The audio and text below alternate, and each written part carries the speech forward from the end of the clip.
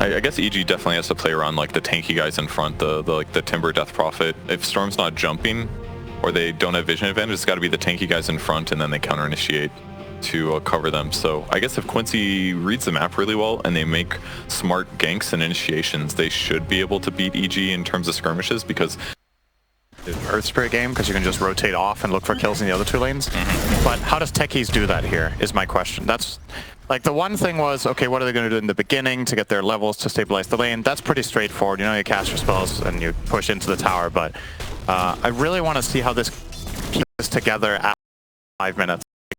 If techies is just going to go farm, maybe. Or yeah. We'll keep on the pressure on your warrior here, just a lot of poke. I mean, I can see like late game scenarios where this is really good, right? You got Ags on Storm, Vortex into the sharded blast off from techies. That's a pretty disgusting combo. But it feels like all the stuff that we're thinking of is very game oriented. Arteezy pops the wand, will stay alive as a result, and Milan getting chased now. It looks like that's going to be first blood for EG, so nice turnaround for them. Just barely for Arteezy living through that engagement. It was a trap.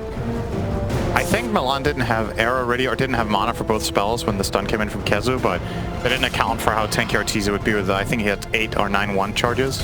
And the Starstorm didn't double hit him because Milan doesn't have leap, so he couldn't connect in and get that second hit. And yeah, essentially just turns into a bait for EG. They get their first blood onto JRX, which is pretty nice here. What's he going to buy with that? He is getting raindrop as a result. Bono getting chased with that sticky bomb. Is this enough to actually get the kill? I think one more right click should suffice, but the stick will be forced out. Crit. I mean, he's pressuring quite well in this lane. You were questioning the...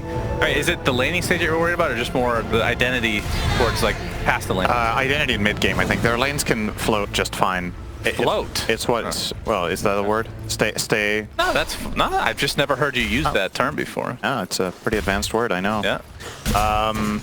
Yeah, they can do fine for now, but it's mainly like, what do you do after 10 minutes, right? Like, where do you go with your heroes? Oh, Milan's actually possibly... Fire is not enough. Second death for him. Double burrow strike from Kezu. Makes you wonder if this skill build of going the 2-1-0 was the right approach. Like, you're really doubling down on trying to find kills with Sand but it just didn't happen, and now you're just being exploited as a result in the lane. They know he doesn't have leap, so every time he comes close, you can just go for that punish. Yeah. As Quinn in the mid lane is sitting on 29-3 with Abed 30-7, so relatively even. More denies obviously going for Abed, so she giving him a slight edge with XP. Meanwhile, the creeps are beating the absolute crap out of the SD, but Hanlo shall survive. And this is when, I mean, we talk about this all the time with Timbersaw. He is like, I mean, aside from getting broken by creeps here, should be good to go now, I would assume, with 2 levels of reactive armor. Yeah, totally fine. He was fine a while ago as well, but I guess Crit doesn't have... That was what I was curious about. Does he have anything better to do? Seems not all the case. Arrow inside that sandstorm. Arteezy pops the wand, but it looks like he will go down this time. And Quincy crew able to combo their spells pretty well, as JRX was just out of range to assist his position 1. Taking advantage, exactly. This feels like the first time in the laning stage that JRX just wasn't right there. And they get that quick kill, so nicely done. We'll put Kezu basically neck and neck here with Arteezy now in net worth, bottom lane. And Quinn continuing to right click Abed, and will likely tap the tower a bit to get some DPS. As top. I think he was smoked there. Why was he smoked? Very early one. Was that Hanlo misclick maybe? No, I actually think he was smoked in base. Did he do it just for the moose? Oh wait, he TP'd back to base. Right. Yeah, he smoked to get to lane faster. Okay. Yeah, that's why. Pretty expensive, but sure. Arteezy level 5 now with the treads, and he's sitting on 35-13. You can compare that to Liuar's 21-6, so definite favor of EG. So laning, I mean, for this game, Quincy Crew's line, we've already talked about, it's more conventional. How important is it for them this game to get off to a good start in the laning stage? Well, it's definitely important for them that Nightfall doesn't get to do this. This is kind of concerning. He's level 6, very scary stuff. Cricket's a ward here, so they have vision, and that means Abed can jump in with that Vortex. Yawar is dead, Hanlo is next. double kill for Abed, and that is scary stuff if you're a Quincy crew fan. And in the meantime, Jarex will soak up the experience. Maida's taking some damage here, but he has to solve if he wants to use it. Yeah, I mean, I was this top lane was going to accomplish, but the fact that Knight level 6 when to how well this lane worked out for them, how techies.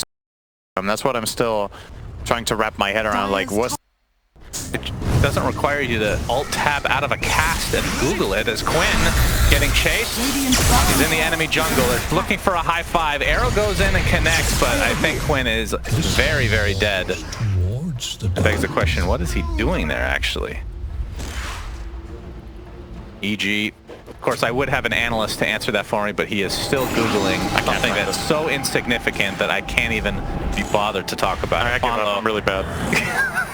Thanks for joining us. I didn't find it. Okay. Well done. I'm sure one of the observers will fix this, I'm sure. They'll find the quote. They'll write it in the box. That's a lot of pressure. I'm sure we got that. So what you missed was a death on... I saw Dragon Knight get killed. Well, now I'm going to see Jarex get killed. Yep, the arrow's there. Lucid Beam, he's still pretty healthy, though. Gets up the Spirit Siphon. There's no way he just gets away here, right? Yeah, Spirit Siphoning some creeps. Kazu's here, though, and Dragon Tail. So a kill going the way of Quincy now.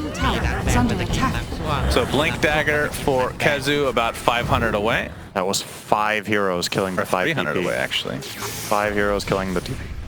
Oh dear. Yeah, well, they did get rid of him in that mid lane, but they're feeling the pressure. They almost seemed a bit hesitant to go on him to begin with, thinking it was a bait. But Jarex was just gathering information and in a position where he was just, you know, killable relatively easily. Took them quite a while though, so don't even know if it was worth it. As in the meantime, Arteezy's just free farming both the triangle as well as top lane, and Timbersaw was already aiming to start pushing mid again. Here I am. Yeah, in dragon form, crit is found out, and the Dragon Tail will connect as a result, and crit is donezo. Credit goes to Quinn. So they are finding some kill. I mean, we're making it sound like this is worse than it is potentially, but it just feels like EG are making most of the moves this game. And we were criticizing them for their inability to make moves with these heroes. Yeah, they're still the ones finding kills. Yeah, the right? lineup doesn't fit that at all, right? Could be a good item here. Hey, Jarex getting eyes on your ward. Indeed, pops the Exorcism. Milan is in the area though. Misdirection there from Ponlo. We're gonna try to turn this around, and yeah, Jarex uses the Exorcism and dies shortly after. Nightfall in the meantime comes in despite being a 1v3, does not care. I think Jarex did not expect that many heroes to be there. Like, the idea there, I think, was to start the fight and make Quincy respond, and then Timber comes in, but they were already sitting there as a nice family holding hands like 4 heroes at the Ancient stack, which I can understand Jarex is a bit surprised by because it's not particularly efficient. Oh no. Oh boy. Yeah, you are. Still silence with that blast off. If that connects, even though they don't have the setup, it's still brutal without having a Manta or something like that to dispel. And Kazu, he's going to be found out here. Gets off the Burrow Strike onto the low ground. Looks like he'll be fine. Ponlo getting chased as well as Jarex has already respawned. The EG just very slowly but surely getting that pillow out, ready to go. Cinder and Abed. Nice dodge. Gets off the Vortex. Ponlo's here, though. There is the arrow combo. Is this enough damage this time? Indeed. Big kill for Quincy Crew. And Quinn, will he get out? No. Blast off, still enough damage to take out the Dragon Knight. And Ponlo gets bursted from 100 to 0, essentially, as Nightfall just having himself a game. Yeah. That was a great dodge from Abed on the Dragon Tail, but didn't dodge the disruption into arrow. That one wasn't possible. So at least for Quincy, they do get that big kill, but again, nothing for free this game. I feel like every time they get kills, it's a trade-off. You see that there, nicely done. There's the Dragon Tail, just very mini zip dodging that, but the follow-up is perfectly set up, can't dodge that, so.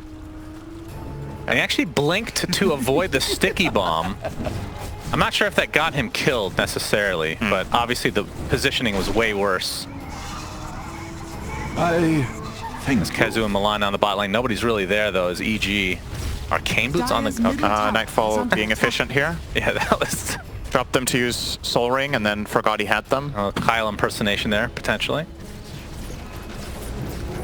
So 13 to 6 EG advantage, and at what point do you think they can go for Roche? Probably now, honestly. It depends if they have information on the map. If they see Quincy being too congregated around the bottom half, you could just go for it with DP plus Terrorblade. Boom! There's the shard. Yeah, that is a stun now, and Nightfall. Pure damage rips through these heroes. Highest damage in the game so far for crit. Techies. We saw, so we were casting, it was this Wednesday, I think we were casting the cut against Wildcard, I think. And they were also, on B-God, they were playing this Techies 4, who I thought had a massive impact, especially in game number 1, just had huge damage output. We're seeing crit being able to perform similarly here. Just a super high damage support if you get to play freely like this. And there's your Roche. Enjoy. Yeah. Freebie Roche. I have a question about Techies, but we'll wait just to see if Quincy Crew tries to contest. Arrow coming in. It's actually going to be dodged here. But they are positioning themselves to actually try to take this. Actually. Yeah, GG. You have to be careful. Crit. Oh, good silence. Okay, silence onto Kezu. He can't get his burrow strike off as a result. He finally does so, though, as he snatches the Aegis. Nicely done from Quincy Crew, but Quinn getting dropped very fast. Goes down to crit. Talking about the highest damage in the game. Not disappointing here. Ponlo has to back up. Looks like Yawar is the one that has to be careful, as Nightfall casually takes him out with a whirling death. So 2 for 1. They snatch the Aegis, does Quincy Crew. Roshan goes the EG, which I assume, man, at this stage, I mean, does that even matter, getting that gold? As Kezu looks like he's fine. But either way, just denying the Aegis from like Storm Spirit in general, or even Artesia to go high ground is huge. Definitely worth it, right? Like, the thing is, they don't win the follow-up fight despite getting the Aegis, which is concerning, right? Because all they used to get that Aegis was the Sand stun. They'd get this disrupt. Oh, okay, so blinked right after he got that silence from Jarex is just perfect, but Kezu is still quick on the fingers here to just click and steal it and then burrow strike Abed. So from Kezu's perspective, considering he got silence, it couldn't really have gone any better than that, but Quinn is just food. Right. Walking into the room, giving you a sandwich, any moral support. You know, as Quinn. Boom. Yep. Blast off. Boom. And dead.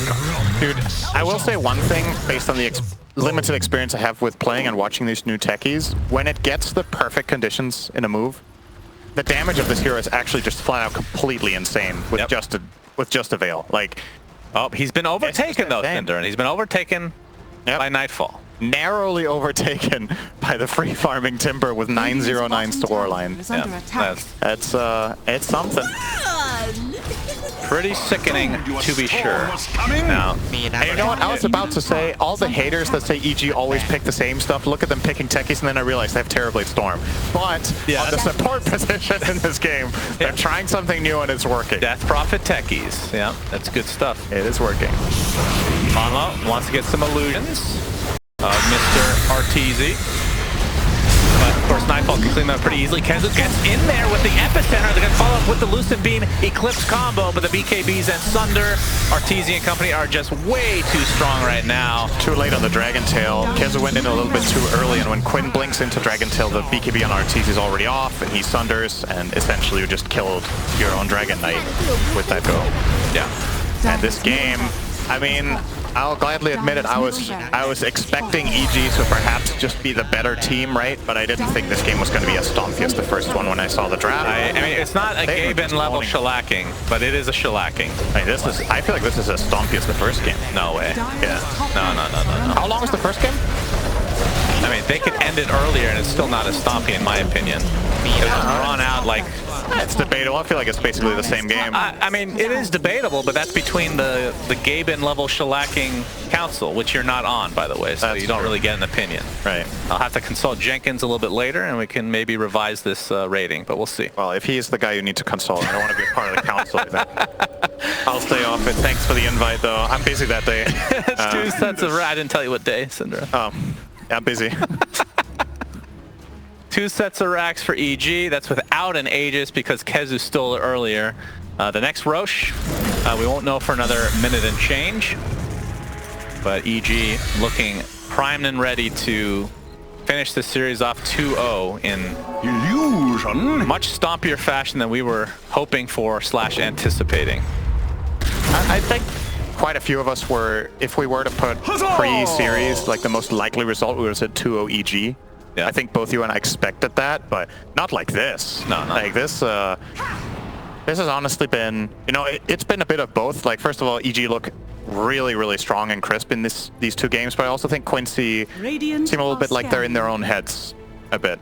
Like, seem a bit hesitant to make moves. The draft in game 1 was a little bit all over the place. Yeah. So maybe, you know, a little bit psyched out by the pressure of this game, or perhaps they've just had some bad scrims lately and they're trying to like find themselves and they don't really know what knobs to turn, and they're trying some different stuff. But it's obviously always going to be easier to look good against weaker opposition, and EG have been pressuring them super hard both games, like constantly pushing in lanes, having very strong laning stages. And in both games, you know, Jarek's got a lot of... Oh, hang on, we're going to wait here. Let's see if this breaks out into anything. It does. Yeah, epicenter, burrow strike. Is this enough to take out our team? The BKB. There's the blast off from Crit. And that is a dead Dragon Knight. Kezu looks to be next. Abed, God. Did he do it again? Yep. Okay, I missed it that time. I heard you again. say it, but I didn't see it with my Just own like eyes. Britney Spears. Here we go. All right, that's a kill on Arteezy. And GG is called. They just wanted that before they called GG. Wow. And this was a shellacking and a half. I would say it's a monumental shellacking personally, Cinder, but I will convince, or I'll talk to the council. You know, so what I was going to say before this game entered the final fight was that Jarek's got a lot of flack when he came back to play with EG after a long break. Like, he needed his warm-up period to, you know, get back into just get back into shape. I feel like right now, both of the Ench in game 1 and the DP here in game 2, really strong laning stage from him, which was one of his biggest weaknesses when he came back. I feel like he's really getting it under control now. Also in the earlier games he had with the team, maybe out of position, dying a little bit too much for information. It's like the right balance now where his deaths are usually valuable. They get traded off, or he breaks some big smokes, or gets crucial information. And it's really cool to see him get back into shape. And EG, they're, with this series, probably looking like the favorite to take NA.